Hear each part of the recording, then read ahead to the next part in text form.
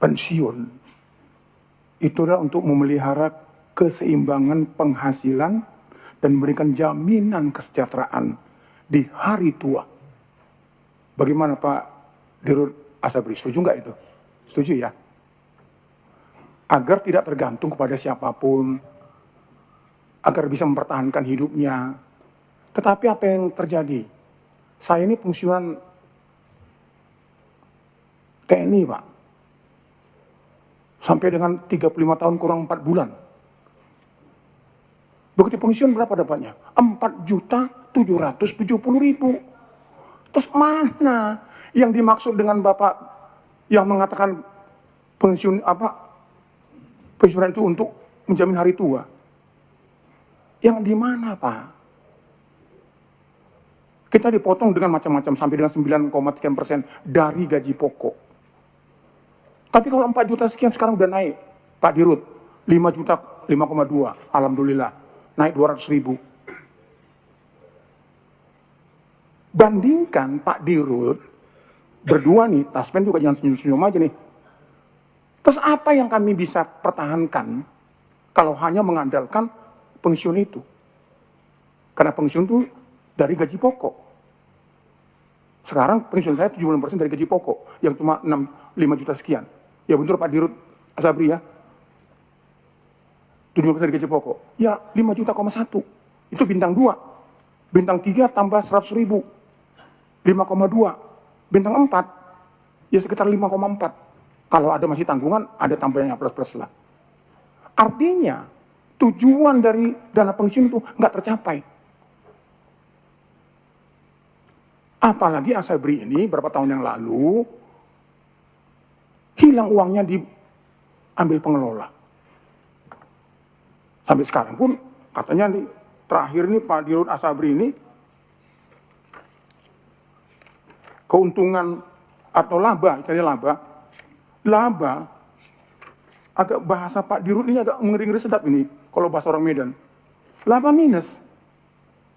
Kok laba kok minus kepiye to karepe? Pak Dirut, nyuwun pangapunten nggih. Maksudnya apa laba kok minus? Itu enggak laba Pak jenenge Pak. Kok laba? 2024 laba minus berapa persen ini? Laba bersih. Laba bersih lagi. Laba bersih minus 700. Berapa persen? 700 atau 119. Wait, aku lihat kacamata dulu. Udah tua barang ini. 2020 per 26 itu minus 54. 2026 laba bersih ya 113,70. Nah terus laba itu apa karepnya? Apa karepnya? Siapa yang Jawa Timur kene iki? Karepe apa, Pak? Kebahasanya apa? Lu sampean lu guyon tok gitu ya. Ojo guyon, Pak. Nasib TNI dan Polri secara ASNP Menhan itu, Kemhan itu digantung di situ, Pak.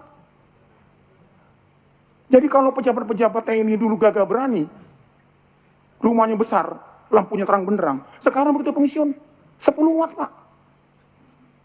Untuk bayar listrik aja, mohon maaf ini. Ngeri, Pak Di, ngeri, Pak. Nah, itu yang pertama. Terus bagaimana Bapak mengelola ini agar dana pensiun itu memang cukup? Nah, kalau pengangguran lah, hilang jalan ya, Pak. Mau jadi apa coba? Gagas 35 tahun jadi seorang prajurit TNI. Iya kan? Pak Dirut bukan prajurit TNI kan? Bukan kan? Pak Dirut? Bukan ya? Pak Dirut, betul ini Dirut Asabri. Oh, Bapak Dirut Asabri? Bukan ya? Loh ya makanya kalau bukan Bapak saya bisa aja Pak senyum-senyum karena Bapak nggak merasakan bagaimana suka dukanya menjadi prajurit, Pak. Ini mengerikan. Apa cara mengerikan? Cara Jawa ini apa mengerikan tuh? Apa Bu? Artinya mengerikan di bahasa Jawanya. Medeni, Masya Allah. Medeni, Pak. 5 JT loh, Pak. Sampai kekno awak dhewe. Sementara 5 tahun, 34, 35. Itu berjuang untuk negara dan bangsa. Ujung-ujungnya seperti itu. Sebagaimana cara Bapak? Agar setelah prajurit TNI pensiun, nggak jauh-jauh amat. Kalau nggak dapat 35.000, 35 juta, gajinya selama dia bintang 4 atau 3, itu paling tidak kurang-kurang 25% jadi 15 juta. Ini 5 juta. Dan yang naik sekarang TNI itu gajinya adalah tunjangan. Bener ya Pak Dirut ya? Bukan gaji pokok. Sementara pensiun itu diambil dari gaji pokok 75%. Terus bagaimana Bapak sebagai Dirut untuk merubah ini? Agar pensiunan TNI Polri dan PNS Kemhan itu setelah pensiun dia gagah berani menyatakan saya sudah menyelesaikan tugas saya sebagai seorang prajurit, sebagai seorang PNS, sebagai seorang Polri. Itu yang Bapak pikirkan. Yang kedua, Bapak tadi minta Asabri ya, minta supaya aset, saya setuju Pak. Pak pimpinan saya setuju itu diambil untuk aset-aset yang masalah kasus yang nggak karu-karuan itu. Terus berapa nilainya bisa menutupi Bapak itu? Cukup nggak? Itu loh Pak. Terus kalau demikian memang pemerintah memang tidak mampu langsung untuk menambah gaji pokok. Karena gaji pokok itu berdampak kepada lain-lain. Terus apa kiatnya? Saya masuk tahun 83 Pak Dirut. Keluar dari TNI itu 2017 akhir November. 35 tahun kurang 4 bulan menjadi seorang prajurit. Mengalami suka duka, tapi banyak dukanya daripada sukanya. Kemudian setelah saya pensiun, saya dikasih yang namanya surat resmi dari, karena saya di Jakarta Pak, resmi dari siapa? Teman saya itu, pensiun juga itu. Resmi, seperti sertifikat. Kemudian saya tinggal. Saya ada kegiatan lain, 18 bulan saya nggak ambil. Tak satu pun Asabri itu menghubungi saya. Bahkan membiarkan saya. 18 bulan pensiun saya tidak bisa saya terima. Karena tidak berhubungan. Dan saya datang ke sana. Nggak mudah Pak. Untungnya kepala cabang yang di Cililitan itu, ya Cililitan kan, itu teman saya. Loh Mas, piye iki Mas? Lo mau masuk saya dalam, disuruh ngantri lagi. Bayangkan Pak, sudah tuwe elek. Ya toh, lu sampean kok ngantri mana? Di mana kemanusiaan kita Pak? Yang buat dihubungi, Pak, Om, Pak Le, ya apa? Sampean kok kelapa belum, so nggak tahu kok iki, ya apa? Duit sampean semono akeh iki. Ini enggak dijarno. Apa dijarno itu Bu? Didiamkan, lu pintar ibu malan. Dimbarno. Parah Pak. Jadi kalau tiba-tiba mati, ya jarno hilang Pak.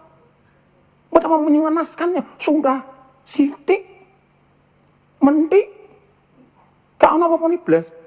Nah Pak Dirut, monggo Pak, perhatikan ini. Karena kalaupun gaji TNI Polri sekarang sudah naik, itu yang naik hanya tunjangan, bukan gaji pokok. Gaji pokok naik sedikit-sedikit. Sedikit-sedikit dari 4 juta menjadi 5 juta, 5 juta 200, dan seterusnya. Ini bagaimana saran Bapak?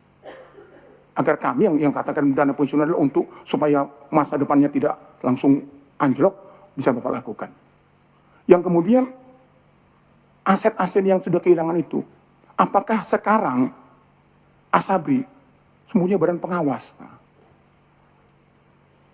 Karena kalau tidak terjadi lagi, demikian juga Taspen juga. Ada nggak badan pengawasnya? Sekarang ke Taspen Pak, saya nggak mau Asabri terus surat saya masih ada Pak kartunya Pak. Sekarang udah agak bagus pimpinan, udah pakai apa namanya aplikasi. Jadi foto kanan kiri, buka kanan, mantu, geleng, kan malu ya Bu ya. Itu geleng 2 kali, ulangi lagi. Loh Pak, kalau sudah tua Pak, wis pekun, siapa yang buka aplikasi Pak? Sampai masih gagah berani. Loh kalau sudah 85 tahun, melakukan miring-miring, terus ngomong geleng kanan, geleng kiri, ya apa caranya? Ya ini ada ponaan ini putu nih, ini ada bujuni anyar. Ini enggak ada. Terus piye Pak Dri? Kasihan lu, suruh geleng sana, geleng sini, mantuk, aplikasi Anda apa? Belum memenuhi syarat, ulangi mana? Buatlah Pak, Bapak punya catatan, semua pensiunan itu WLE itu, seperti saya ini, jangan menjadi susah. Memang teman-teman banyak yang datang ke mana? Ke Cililitan ini ya, kantor Asabri itu. Kalau tiap gajian pimpinan, di situ ada yang namanya lagu-lagu untuk orang-orang tua. Lagu keroncong. Iya toh? Iya toh Mas? Ada keroncong toh? Tanggal muda gajian.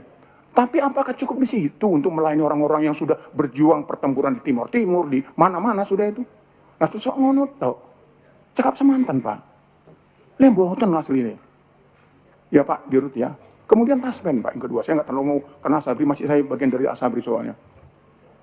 Kenaikan gaji pensiun yang 12% itu, pensiunan, itu bagaimana mengelolanya? Sementara keuangan negara itu terbatas. Saya lihat juga uang-uang yang dari dana yang ini juga nggak terlalu banyak. Itu bagaimana Pak mengelolanya? Dan apakah di Asabri, di Taspen juga ada badan pengawas?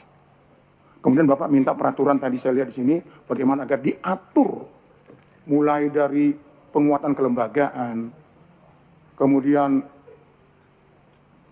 kepesertaan PPK, PP3K, kemudian pembayaran UPSL, itu menurut Bapak, apa yang harus dilakukan oleh pemerintah dan Komisi 6? Ya nanti aja, nanti beliau merasa. Yang kemudian juga reformasi program. Reformasi program itu Bapak nggak usah, kalau menurut saya nggak usah.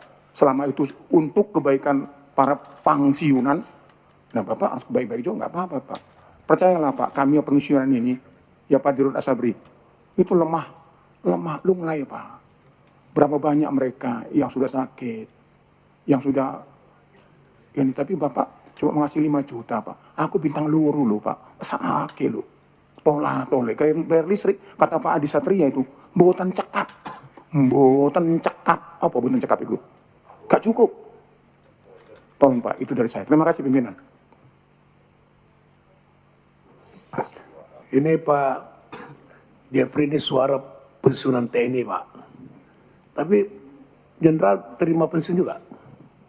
Terima pensiun juga? Terima juga? Foto kanan, kiri, geleng gitu. Lah kalau itu elek gimana caranya nyekeli gimana? Berarti Bapak gajinya double dong? Saya dapat. Cuma yang kalau sudah umur 85, 86, bagaimana caranya? Nggak ada cara lain Kak. Sudah di tempat tidur tok loh Pak. Jangankan geleng, umang apa nggak iso. Itu loh Pak, mohon izin, terima kasih. Makasih Pak Turman. Selanjutnya Pak Rizal. Terima kasih pimpinan. Assalamualaikum warahmatullahi wabarakatuh. Pada Direktur jajaran direksi PT Taspen dan Asabri. Pertama untuk PT Taspen. Sedikit saya mau menyoroti mengenai laporan keuangan. Tadi Bapak sebutkan mengenai adanya biaya impairment itu tahun 2025 ya Pak. Dan itu cukup besar, sekitar 1,8 T, dibandingkan dengan tahun 2024 itu 288, tahun 2003 400 ya, 2022 47. Nah, yang saya ingin pendalaman dari Bapak, ini kan cadangan, artinya Bapak tadi menyebutkan juga belum suatu hal yang pasti, dan kalau pasti itu akan di reverse, akan dibalik gitu ya. Tapi ini angkanya besar. Dari pengalaman-pengalaman PT Taspen, PT Asabri, masalah yang besar yang melibatkan masalah hukum adalah masalah investasi. Gitu. Kalau ini Bapak investasikan dengan angka besar 1,8, apakah nggak khawatir nanti akan terjadi masalah hukum di depan? Tahun 2025 Bapak bukan sebagai direkturnya. Dia. Misalnya begini Bapak, kita tidak tahu apa yang terjadi. Karena ini kan bahasanya impairment, ya baru cadangan, 1,8 T cukup besar. Bapak cadangkan, dalam arti apabila gagal, fail, ada sesuatu pihak yang menyebutkan bahwa ini kesalahan investasi di obligasi. Apakah itu bisa dipertanggungjawabkan? Nah, pertanyaannya adalah, pada saat Bapak melakukan obligasi itu, apakah, karena ini beda jauh sekali, kita melihat tahun 2024 dibandingkan 2025 cukup jauh. Apakah itu ada perintah dari pemerintah untuk memegang obligasi BUMN Karya untuk mengambil obligasi ini, Pak? Nah, jadi penugasan artinya. Kalau itu penugasan, mungkin risikonya manajemen untuk di bagian direksi agak lebih rendah. Tapi kalau tidak, yaitu seperti tadi Pak Jenderal, kok uang saya diinvestasikan ke hal-hal yang akhirnya ujung-ujungnya jadi masalah hukum. Nah ini yang mungkin Bapak nanti kita bisa tanya tahu, tertulis saja Pak, nggak apa-apa. apakah investasi yang dilakukan sehingga timbulnya environment 1,8T itu merupakan suatu penugasan dari pemerintah. Ya, kalau penugasan pemerintah siapa yang menugaskan? Apakah Kementerian Keuangan atau BI atau apa untuk menyehatkan likuiditas keuangan negara? Ya nggak apa-apa, gitu Pak. Jadi bukan seperti masalah Beni Cokro yang tidak tahu asal usulnya, akhirnya kasusnya kerugiannya sampai sekarang tidak selesai-selesai, yang hukumannya cuma hukuman seumur hidup, harusnya mati itu orang. Begitu. Itu yang pertama, Pak. Mohon kehati-hatian. Artinya kami minta tertulis 1,8T itu apakah ada penugasan atau tidak untuk obligasi atau investasi yang dicadangkan ini. Yang kedua, Pak, mengenai tadi Bapak sebutkan di halaman 13 ada masalah isu belum ada regulasi khusus untuk jaminan pensiun sama jaminan hari tua P3K. Betul Pak ya? Dan itu diharapkan juga dukungan dari kita bagaimana untuk regulasinya. Ini pimpinan tadi ada permintaan mengenai dukungan regulasi untuk pensiun P3K dari Taspen. Dan ini saya lihat penting karena sekarang itu sudah ada sampai 1,4 juta peserta P3K yang mungkin menunggu kepastian daripada aturan dari jaminan hari tua ini. Poin yang sangat penting. Yang kedua, yang ketiga itu tadi Bapak menyebutkan mengenai UPSL. Nah ini, UPSL yang Taspen itu kan dari 2022 ya Pak. 22,8T, 3,6 2023.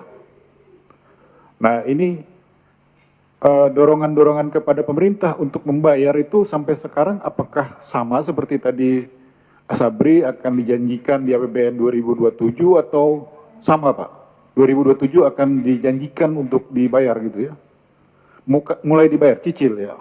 Oke, dicicil. Mudah-mudahan terlaksana nih Pak, karena ini penting banget. Iya. Dan kita harapkan dari Komisi 6 juga memberikan dukungan ini supaya dibayar untuk membantu likuiditas dari Taspen dan Asabri. Yang keempat itu rasio THT ya 2025 itu sampai 263,6%. Itu diproyeksikan naik sampai 440% di 2035. Ini makin berat nih sepertinya Pak ya, Taspen ya. Mungkin nanti minta tertulis aja bagaimana mengantisipasi ini. Terima kasih pimpinan, saya pikir itu yang paling penting. Wassalamualaikum warahmatullahi wabarakatuh. Terima kasih Pak Rizal. Selanjutnya Pak Bardi. Baik, terima kasih yang saya hormati pimpinan dan sahabat-sahabatku anggota Komisi 6 DPR RI. Mitra kerja dalam hal ini adalah Asabri dengan PT Taspen, Pak Dirut, dan seluruh jajarannya yang hadir pada kesempatan ini. Ada beberapa hal yang disampaikan. Yang pertama soal investasi ya, di mana Taspen itu mengumpulkan dana dari iuran dari para pensiun pada waktu mereka masih bertugas. Nah kemudian dikelola oleh sebuah perusahaan asuransi namanya Taspen. Dari pengalaman-pengalaman yang sudah seperti terjadinya Asabri, Jiwasraya, dan sebagainya, samping saya mengganggu, mohon maaf. Nah, itu kan menjadi persoalan yang sampai sekarang belum selesai, yaitu dengan adanya pengelolaan yang kurang sempurna, ada teror, ada kesengajaan sehingga menjadi masalah. Pertanyaan kami adalah untuk Taspen, ini kan memang saat ini belum pernah terjadi yang satu peristiwa yang signifikan. Tetapi dalam memilih jenis-jenis investasi tentunya akan berprioritas pada investasi yang aman, ya aman. Nah di sini dari paparan ada dua hal yang mungkin saya pertanyakan adalah satu adalah investasi yang langsung dan lain itu ada 6,28%, kemudian investasi yang bentuk saham ada 6,9%. Pertanyaan tersebut adalah dari langsung itu seperti apa? Ada punya risiko yang risiko tinggi atau cukup aman? Dari yang karena indikatornya adalah dari hasil usaha atau laba, pendapatan per tahunnya seperti apakah minus atau tidak. Yang kedua juga saham, tentunya dalam periode akhir-akhir ini saham kan menjadi masalah, sehingga seperti apa kondisi investasi saham ini buat untuk memberikan satu kontribusi terhadap kinerja atau laba di keuangan daripada Taspen. Yang kedua adalah soal tadi adanya permintaan dukungan agar ada satu regulasi yang berkaitan dengan P3K tadi. Ya. Nah itu yang diinginkan apakah sebuah undang-undang, cukup undang-undang atau cukup peraturan presiden? Karena di sini di dalam rapat dengar pendapat ini kan ada perlu satu keputusan yang itu apakah yang merupakan bentuk suatu rekomendasi untuk memberikan dorongan pada pemerintah agar PT Taspen diberikan satu ruang untuk bisa menarik atau menerima iuran dari P3K dan tentunya ada secara rutin akan menjadi sama dengan ASN yang sudah berjalan. Nah ini apa yang diinginkan agar tidak melanggar aturan, tetapi PT Taspen punya payung hukum untuk bergerak secara operasional. Ini mau nanti ada penjelasan dari Pak Dirut ya soal ini. Nah kemudian dari Asabri, Asabri punya satu permintaan agar mendorong kejaksaan untuk bisa menyerahkan aset-aset sitaan yang dari peristiwa yang dulu lah ya itu. Nah pertanyaan saya, setelah nanti aset taruhlah kejaksaan memberikan izin untuk bisa dikelola, apa rencana Asabri di dalam rangka untuk memanfaatkan aset-aset itu? Apakah menjadi properti yang itu menghasilkan? Konsepnya seperti apa? Jangan sampai nanti dikembalikan kepada Asabri, artinya barangnya itu kan dulu sebenarnya berupa liquid, dulunya kan cair, uang yang dimakan oleh rombongan Cokro dan Seheru dan sebagainya itu kan. Nah sekarang bukan liquid lagi, tapi sudah barang investasi yang wujud, yang ada bisa bangunan, bisa tanah. Apa semudah itu nanti membalik tangan sehingga yang aset-aset yang diberikan itu bisa dijadikan nilai likuid oleh Asabri. Seperti apa rencananya Pak? Artinya secara detail rencana seperti apa, mau dibikin hotel, dibikin apa atau bagaimana? Tentunya ketika mau mengambil itu harus ada perjalanan, jangan sampai nanti ketika sudah diserahkan menjadi beban daripada Asabri. Umpamanya bangunan ya harus memelihara, harus bayar, harus menghidupkan listrik dan sebagainya. Nah, bentuk asetnya seperti apa? Jadinya jangan sampai umpamanya hanya tanah kosong yang tidak ada artinya atau bagaimana. Mohon penjelasan Pak. Itu saja pimpinan. Terima kasih. Assalamualaikum warahmatullahi wabarakatuh. Waalaikumsalam. Terima kasih Pak Mardi. Yang terakhir dari anggota sebelum pimpinan, Pak Nengah. Terima kasih pimpinan dan anggota Dewan, Komisi 6 yang saya hormati. Begitu juga Dirut Taspen, Asabri beserta jajarannya yang saya hormati. Pensiun adalah hak konstitusional yang harus didapatkan oleh pekerja, baik itu pegawai negeri sipil ataupun ABRI. Tetapi sejarah mencatat Asabri ataupun Taspen mengalami persoalan yang luar biasa likuiditasnya disebabkan karena tata kelola, ya, ada intervensi dan tentu juga ada faktor manusianya di sana. Concern saya Pak, yang pertama saya ingin mempertanyakan ada di Taspen ini ada komisaris ya merangkap jabatan. Komisaris utama sekaligus komisaris independen. Apakah Asabri ada seperti itu? Mohon interaktif. Ya Pak, jadi ada komisaris kami ada 2 unsur, satu komisaris, yang satu ada komisaris independen.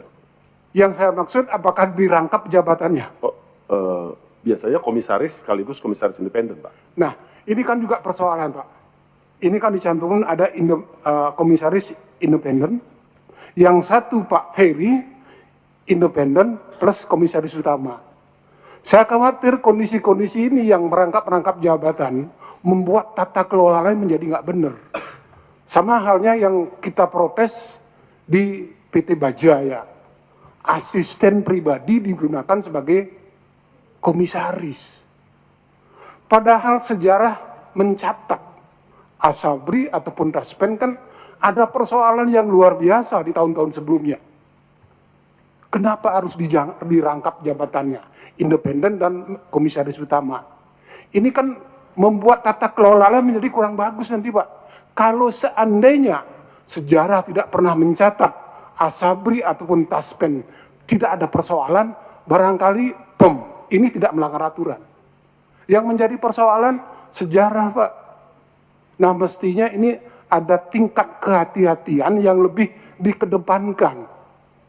Nah kalau komisarisnya sudah dirangkap ini dan dirangkap itu, siapa yang akan mengerem? Siapa yang mengawasi secara baik usaha ini? Saya khawatir ini akan terjadi lagi nanti di kemudian hari. Nah, mohon penjelasannya, reasonnya seperti apa? Apakah ada barangkali ada kesulitan untuk mendapatkan tenaga kerja, atau memang sengaja dipasang seperti ini? Mohon reasonnya dari Taspen ataupun dari Asabri. Karena lagi-lagi saya katakan, kalau sudah rangkap jabatan, kita tahu, maaf saya katakan, kepalanya ini cuma satu. Gimana bisa berpikir lebih? Itu yang pertama. Yang kedua, dari sistem digital, baik dari Taspen maupun Asabri, yang arahnya memang kecepatan dan ketepatannya bisa dipenuhi. Pertanyaan saya, pernah nggak melakukan riset tentang berapa efisiensi yang bisa dilakukan atas sistem digital ini? Ini penting Pak. Kalau sudah memang benar-benar efisien, pengalihan terintegrasi seperti ini, patut kita dukung. Dukungannya apa? Pasti akan dana untuk perangkat-perangkat yang mendukung atas aplikasi yang akan diterapkan. Yang ketiga, kita tahu bahwa persoalan yang terjadi atas Asabri maupun Taspen itu kan ada salah investasi. Salah investasi. Nah, dari report 2026 yang sudah berjalan ini, kira-kira investasi mana yang lebih menguntungkan, Pak? Dan mana investasinya yang menggerus keuntungan? Apalagi dalam kondisi ekonomi kita yang tidak baik-baik saja, terus kurs US juga mengalami persoalan, dan ini menjadi pertimbangan Bapak untuk berinvestasi di jangka panjang. Barangkali itu pimpinan, terima kasih.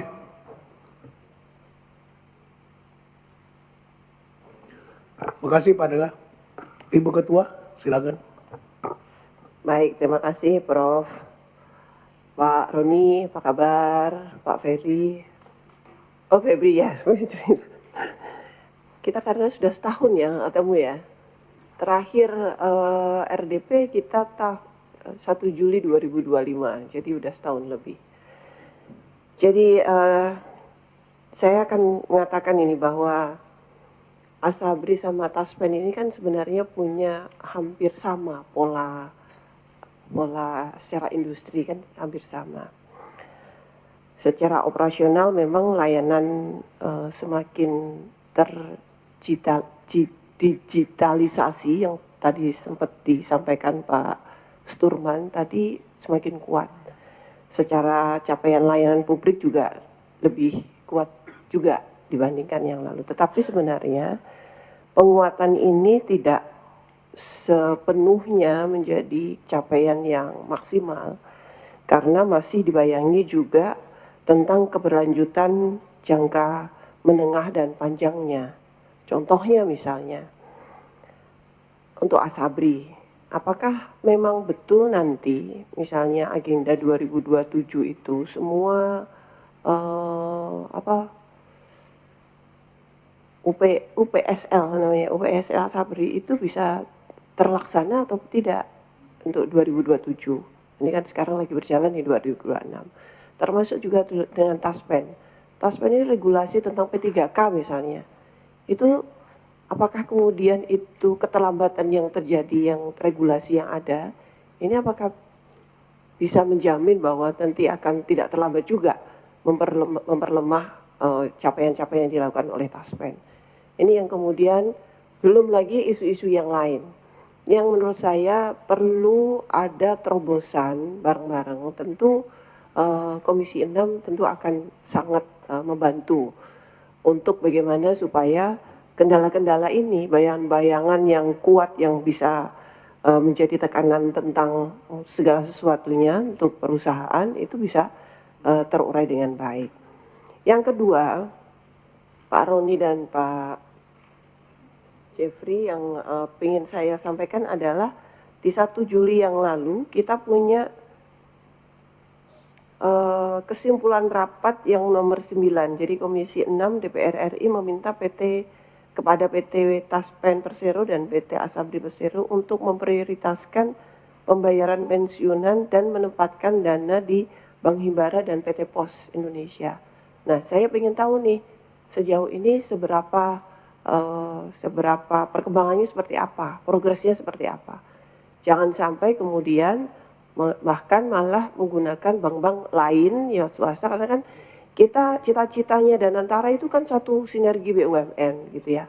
Kita bareng-bareng, payungnya bareng-bareng. Kita bersinergi dengan BUMN yang lain. Apalagi hari ini kondisi ekonomi luar biasa tidak menentu, luar biasa nggak berbentuk, tidak bisa diprediksi. Oleh karena itu sinergi ini sangat diperlukan. Nah, beberapa hari 1 minggu yang lalu kalau tidak salah, kita lagi rapat dengan pimpinan DPR dan semua pimpinan fraksi dan AKD. Di situ Prof ya waktu itu mengungkapkan juga bahwa memang hasil-hasil kesimpulan ini memang harus kita tanyakan, kita kejar terus nih Pak Roni. Jadi sampai sejauh mana nih yang sudah kita simpulkan, yang sudah kita sepakati antara pemerintah dengan atau antara mitra BUMN dalam hal ini di Komisi 6 dengan DPR dengan Komisi 6 ditindaklanjutnya seperti apa. Itu saja. Nanti saya minta jawaban dan minta progresnya untuk dijadikan kesimpulan juga. Bahwa seperti apa, kita minta nanti jawabannya seperti apa. Itu saja, Prof. Makasih Bu Ketua. Bu Nurwaya, silakan. Baik, terima kasih pimpinan yang saya hormati teman-teman. Kemudian Dirut PT Asabri, Direktur Utama PT Taspen beserta jajaran. Saya sini berdasarkan materi saya melihat bahwa Asabri dan Taspen itu dalam memberikan layanan memang harus berkualitas ya Pak ya, karena kita tahu Asabri dan Taspen itu tidak melayani konsumen yang umum, melainkan yang khusus ya Pak ya, misalnya dari TNI atau Polri. Nah di sini Pak, kebetulan di dapil saya di Jakarta Utara dulu saya melihatnya ya Pak ya, mungkin juga di Jakarta Barat, banyak perumahan atau kompleks yang ditinggali oleh seperti misalnya di Dewa Ruci, Dewa Kembar, di situ banyak TNI Angkatan Laut Pak. Kemudian di Pasar Pagi di situ ada yang namanya kompleks Brimob. Dari kecil sampai dengan sekarang itu Pak, di situ luar biasa banjirnya di musim hujan. Dan terlihat tidak seperti kompleks lagi. Banyak tempat-tempat yang sudah tidak ditinggali, sudah rusak. Padahal mungkin di luar sana banyak teman-teman pensiunan yang membutuhkan tempat itu. Nah ini harus diperhatikan Pak. Karena sayang sekali punya aset tapi tidak di-maintain. Dan banyak teman-teman yang sudah pensiun membutuhkan tempat itu.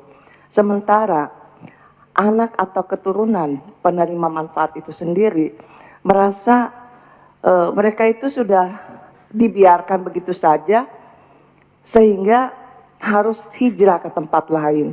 Padahal orang tuanya salah satunya masih ada di situ Pak. Karena rumahnya sudah sangat tidak layak. Bukan cuma rumah, lingkungannya pun seperti itu. Jadi sekali-sekali Bapak boleh meninjau langsung bagaimana kondisi mereka yang sebenarnya. Tadi Pak Jenderal menyampaikan terkait masalah mungkin dana yang diterima pensiunan. Nah sekarang saya menyoroti masalah tempat tinggal mereka itu. Itu saja pimpinan. Terima kasih. Wassalamualaikum warahmatullahi wabarakatuh.